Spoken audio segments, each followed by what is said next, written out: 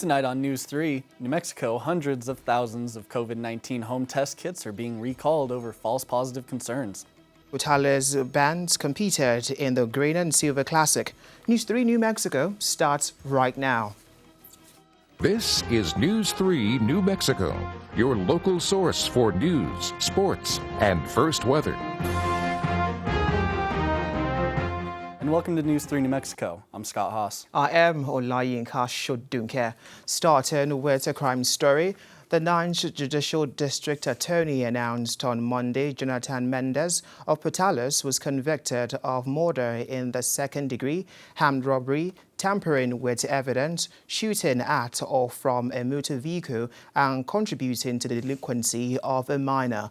In September of 2020, Mendez, along with his co-defendant, allegedly robbed Brandy Verheers and Jane Perry Brody at gunpoint. During the robbery, Brady received a gunshot wound to the head and later succumbed to his injuries. Mendez has been sentenced to 33 years in the Department of Corrections for his role in the incident and 3 additional cases. Away from that, Clovis Economic Development is holding a job fair for Clovis remote participants on Wednesday, October 13th. Qualified remote job seekers that have completed the Clovis Remote Training Program will meet with recruiters to learn about current work-from-home opportunities. To register, you can visit clovisnm.org/remote or contact remote@clovisnm.org for more information. Clovis Remote is a job creation program available at no cost to anyone living within 25 miles of Clovis, including military spouses of Cannon Air Force Base and local veterans. Now an update on the escaped inmate story from Roswell. The inmate who escaped the Chaves County Detention Center Sunday evening has been captured following a 6.5-hour standoff with law enforcement. 37-year-old Daniel Cobos was allegedly located at a house on the 2200th block of Portales Road in Roswell Monday night. Deputies were allegedly in the area before the standoff, following up on leads when they observed a vehicle associated with Cobos and learned that the inhabitants of the homes had ties to him. After trying without success to contact the residents of the house, deputies began issuing call-outs for them. A standoff ensued. After obtaining a search warrant for the property, SWAT teams deployed gas canisters into the residence before entering and discovering Cobos. Deputies discovered a gun near Cobos, and after refusing to comply with commands from law enforcement, he was tased and taken into custody. Now, the New Mexico Center on Law and Poverty and Advocacy Group for Underrepresented Communities has asked the District Court Judge to order the State Human Service Department to begin to offer broader language services statewide. They are requesting that application documents for government assistance, such as medical or nutritional support, be made available in languages besides English and Spanish, such as Vietnamese, Arabic, and the native languages of the Navajo people. In a court filing, the group said that thousands of New Mexicans speak languages other than English and face systematic barriers to food and medical assistance because application documents are not provided in their language. This causes delays and denial of assistance for which families qualify. Approximately 300 Afghan refugees resettling in New Mexico were also mentioned in the court filing. The State Human Service Department, which is in charge of food stamps, healthcare, and other assistance for people living in poverty, disputes these claims, saying that they already provide applications in multiple languages and that they oppose further court interventions. Now, Clovis Municipal Schools is one of the 19 organizations to be honored for its work connecting students and seniors to locally grown food, strengthening both the local economy and nutrition access.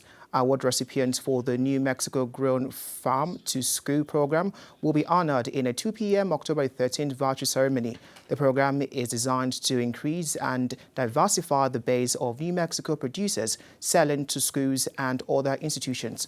Clovis was one of 10 school districts to receive the Sprout Award, indicating a program with strong growth. A new report issued by legislative analysts in New Mexico questions the accuracy of information shared this summer by former Children's, Youth, and Families Director.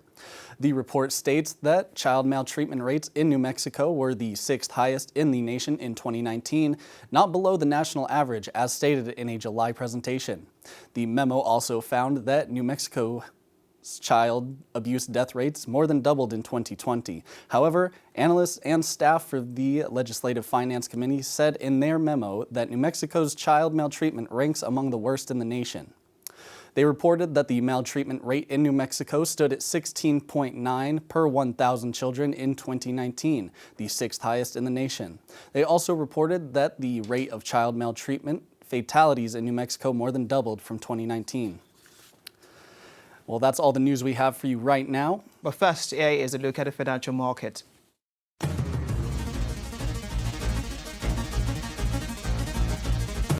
Welcome back, weather fans. Another weather report from myself, Owen Crowley, reading my own name. I wanted to tell you guys, from the Gulf Coast and a little bit from the Pacific Ocean here, we're getting a little bit of moisture. Look at that. You can see it over the Central Mountains, a little bit over here near the Panhandle, and we might even get touched over here in Portales by a little bit of condensation here, let's hope.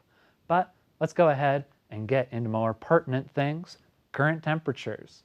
So, as we can see here, it's a little chillier than usual. Autumn's starting to kick in, so we can see 70 in Farmington, 68 in Gallup, and over in the Central Mountains, 71 in Santa Fe, and 74 in Albuquerque. And down here in our lovely little corner, we got 79 in Clovis, 81 in Portales, and 85 in Roswell. I'm glad. It's finally cooling off. We can really start to live.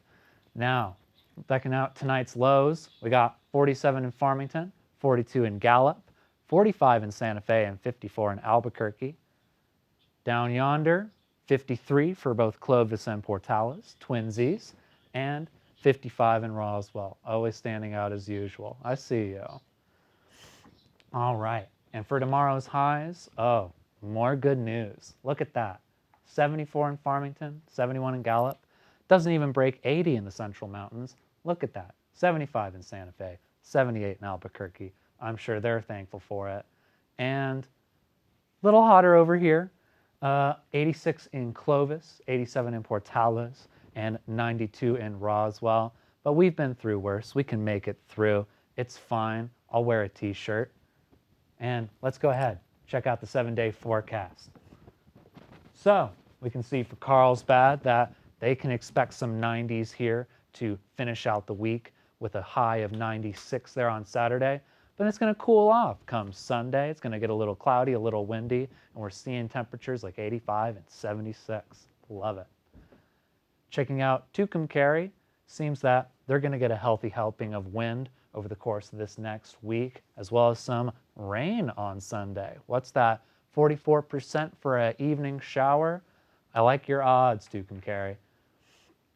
Checking out Roswell, we can see lots of cloud coverage there. Oh, excuse me, not lots of cloud coverage, partial cloud coverage there. And it's not going to prevent those temperatures of 91 and 93 from getting through. But it looks like it's going to cool off next week, hitting temperatures like 83 and 73 on Tuesday and Wednesday, respectively. And finally, Portales, home sweet home for myself. We've got, let's see here, a high of 91 on Saturday and 79 on Monday. Oh, and some good healthy helping of wind on Tuesday. But looking over, it seems that it's going to be even overall. I gotta say, Owen, I really hope we can dodge some of that wind, but still get some of that rain, because I know we've been in a drought lately. Hey, you know, we work indoors, so honestly, when it's windy, we're spared from it. But yeah, a little bit of rain for our little green friends on the ground. Little green friends on the ground. Well, you can tell I don't want no rain. I don't know why you want rain, but I don't want no rain right now. You don't want no rain? No, no. Sorry, 2 to 3 vote. All right, and that is all the news we have for you right now, but we will be right back after this break. Welcome back. Hundreds of thousands of COVID-19 home test kits are being recalled over false positives. The Australia company Hallam announced it is pulling 427,000 of its COVID-19 home test kit. Hallam says some of the kits delivered false positive results at higher rates. About 42,000 tests of the lots yielded positive results. The company did not announce how many were false positives. The tests were shipped from April through August and sold at major retailers, including Walmart. The company has allegedly isolated the costs, and affected customers will be notified. Hallam was the first company to receive FDA authorization to sell COVID-19 home test kits. If negotiations aren't resolved, Hollywood film and TV productions could soon shut down. Staff in the International Alliance of Theatrical Stage Employees voted to authorize a strike Monday over disputes with studio producers about their schedules, pay, and work conditions. Members from 13 local unions on the West Coast and 23 other locals around the country, totaling 60,000 workers, voted to authorize a strike. This could impact everyone from cinematographers and editors to makeup artists and the food vendors. Many of them have made complaints of having long work days of more than 12 hours with few breaks, rates below $18 an hour, and bad working conditions. Some are asking for more compensation for productions that are streamed online and not released theatrically. The National Union has been trying to get new basic agreements with the Alliance of Motion Picture and Television Producers since May. All right, and bringing it back locally, after a year of sitting on the sidelines due to the COVID-19 pandemic, the Clovis and Portales bands competed in the Green and Silver Classic at ENMU Tuesday. This opened up competition season for band. Clovis also competed in the High Plains Marching Festival in Amarillo and Portales in Denver City's Tumbleweed Classic. Portales spent Tuesday co-hosting the Green and Silver Classic at Greyhounds Stadium, with Clovis also performing. This was the second of 3 shows in 8 days for Clovis, which is heading to the Lubbock Westerner on October 8th. Portales will wrap up its season at the October 12th District Contest in Artesia, while Clovis will get set for 2 Albuquerque trips, the October 16th Pageant of the Bands and the October 23rd Zia Marching Band Fiesta. Clovis has been named the top band for the last 8 runnings of the Zia, which is regarded as the band's state championship. We will be right back with sports anchor Katana after the break. Be sure to stay tuned. Welcome back to News 3 New Mexico. I'm Kitana Sapinga, and tonight I'm bringing you the latest in Eastern sports. Greyhound football pulled off a huge win last weekend against Lincoln University, so let's take a look.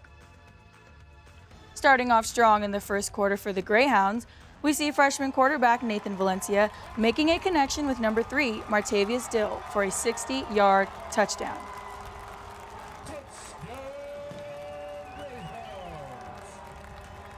Next, there's number 2, Justin Manyweather, securing the pass for another Greyhound touchdown. This is not the only time you'll see Manyweather in the end zone, as he finished with 7 receptions and over 100 yards. Eastern has really capitalized on field goals this season, and we can see that here as number 90, Cage Jung, kicks it in. Number 15, Tafari Gomillion, runs it in for an easy 10-yard touchdown. Back at it again is Valencia and Manyweather finding each other on the turf and securing the 6 points. Lastly, number 10, Bo Burns is getting in on some action for his first sack of the season. The final score was 52-6. Congratulations to Hyatt and the Hounds. Way to bounce back, and let's hope they can carry this momentum with them this weekend as they're heading to Silver City to play the Mustangs of Western New Mexico. The Lone Star Conference football teams are reaching the halfway point in their seasons, so let's go over where each team currently stands. Nationally ranked Midwestern State is leading the conference with an undefeated conference record and a 4-1 overall record. Last weekend, they were upset by Central Washington 30-20. Even though Midwestern has their first loss, they're still number 1 in the conference because Central Washington was a non-conference game. Sitting at number 2 in the LSC is UTPB with a 2-0 conference record and a 3-1 overall record. The Falcons' only loss is to Abilene Christian, also a school outside of the conference. Angelo State is 3rd in Lone Star with a 1-1 conference record and a 4-1 overall record. The Rams are coming off of a 62-3 victory against Western New Mexico. 4th in the conference is Texas A&M Commerce with a 1-1 conference record and a 3-2 overall record. The Lions are also coming off a big win last week as they beat a non-conference school, the University of Fort Lauderdale, 72-6. Texas A&M Kingsville is 5th in the LSC with a 1-1 conference record and a 2-2 overall record. The Javelinas had a bye week last weekend and will prepare for Midwestern State this Saturday. Our rivals West Texas A&M are 6th in the conference and also have a 1-1 conference record and a 2-3 overall record. Before playing against our Hounds in Wagon Wheel next weekend, the Buffs will take on Angelo State this Saturday in their homecoming game. Next, at 7th overall, is our Greyhounds of Eastern New Mexico. The Hounds are currently 0-2 in conference play and 2-3 overall. After beating Lincoln last weekend, our Hounds are on the road this week against Western New Mexico. Lastly, sitting at 8th in the conference is Western New Mexico with an 0-3 conference record and a 1-4 overall record. The Mustangs have been on a 4-game losing streak and will take on our Hounds this weekend in the Green Chili Bowl. Well, those are the current standings for the Lone Star Conference, and you can check those out anytime at lonestarconference.org. Every year, the New Mexico Activities Association recognizes educators at the NMAA Fall Leadership Conference. News 3 spoke to retired Portales coach Mark Gallegos about how he feels about being an honoree of the Distinguished Service Award. It is really nice, you know, and it's hard. I'm not. I guess I don't think about those kind of things very often, but it was nice to be honored by my peers. You know, a lot of those people. It's amazing, having been in this 33 years. A lot of those people now that I coached against are athletic administrators or high school or middle school administrators, and to be honored by them to me is a truly unique thing. You know, you see your kids, your players, and you talk to them and you watch them grow, and the honor comes from just watching them do great things. That's the honor. You don't need any kind of honor there. It's just to see what kind of things that they accomplish and stuff.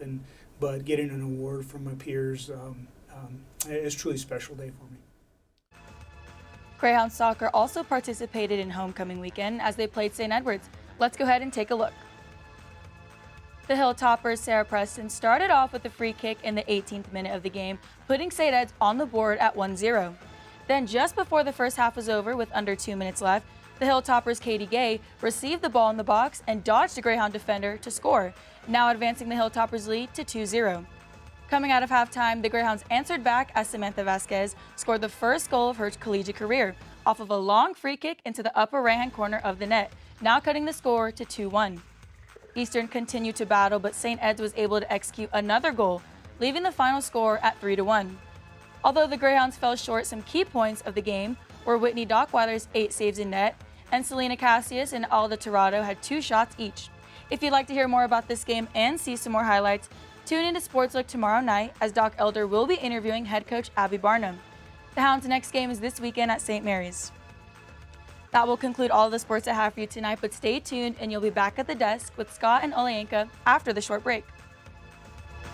Just wanted to show you guys tonight's lows again, just so you're ready for that. 54 in Clovis, 53 in Portales, and 55 in Roswell. Get your blankets out. It's going to be a little chilly.